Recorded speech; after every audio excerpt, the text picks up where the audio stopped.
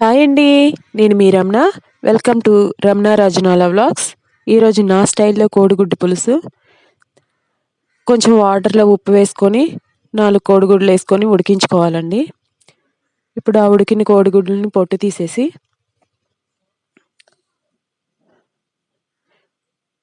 వాటికి మధ్యలో ఘాట్లులాగా పెట్టుకోవాలండి.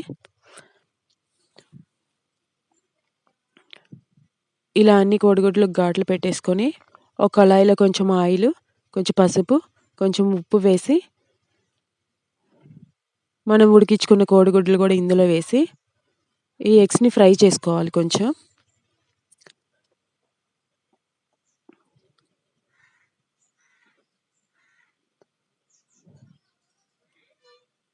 ఇలా ఫ్రై చేసేసుకొని ఒక ప్లేట్‌లో తీసేసుకుందామండి.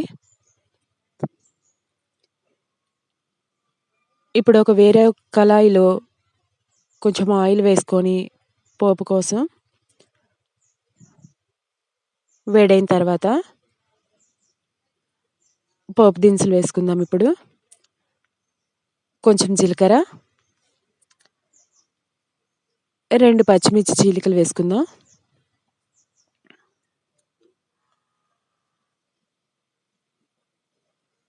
రెండు ఉల్లిపాయలండి కట్ చేసేసుకున్నాను. ఇవి ద్వారగా వేయించుకొని దీనిలోనే కొంచెం అల్లం వెల్లుల్లి పేస్ట్ వేసుకోవాలి. ఇది ఒక నిమిషం పాటు ఆయిల్‌లో ఫ్రై చేసుకొని దీనిలో నేను 4 టమాటాలండి ప్యూరీ చేసి వేసుకుంటున్నా.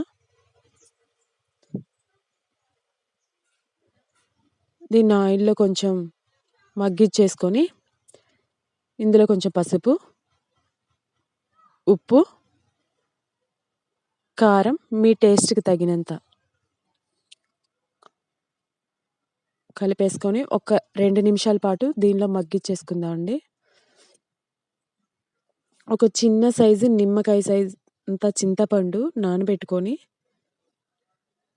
పక్కన పెట్టుకోవాలండి. ఇప్పుడు దీనిలో ధనియాలు, మెంతుల పౌడర్ వేశాను. చింతపండు పులుసు,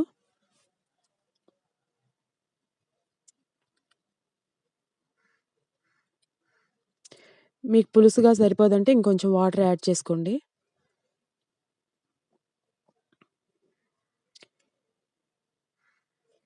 మరో 2 నిమిషాలు ఉడికించేసుకొని ఎగ్స్ వేసుకోవాలండి మనం ఫ్రై చేసుకున్నవి.